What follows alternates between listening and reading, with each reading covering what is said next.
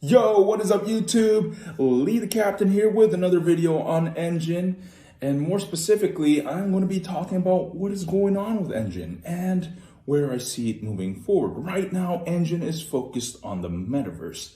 Infinity built on Polkadot, something I'm very also bullish on. And they seem to really focus on this, and I agree, right?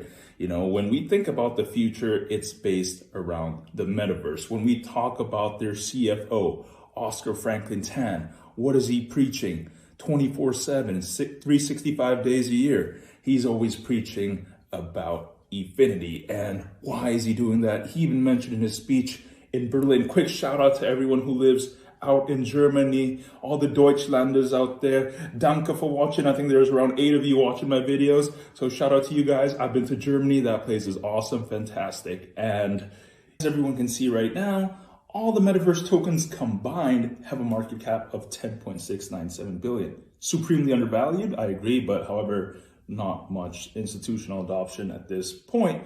However, McKinsey is predicting it's going to be roughly 500 times more by 2030 at 5 trillion, which is insane and shows the potential of what the metaverse can do. And it shows the potential we have as investors to actually have life-changing wealth, not financial advice.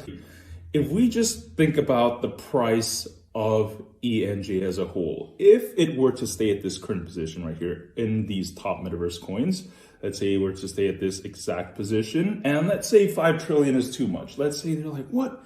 5 trillion, what the hell? You know, okay, let's say 1 trillion, right? A conservative guess. At that point, ENJ, one ENJ is around $53. That's insane, right? $53? That's 110x. That's insane. So anything you put now, if it were to reach just 20% of what McKinsey predicts, that's already 110x.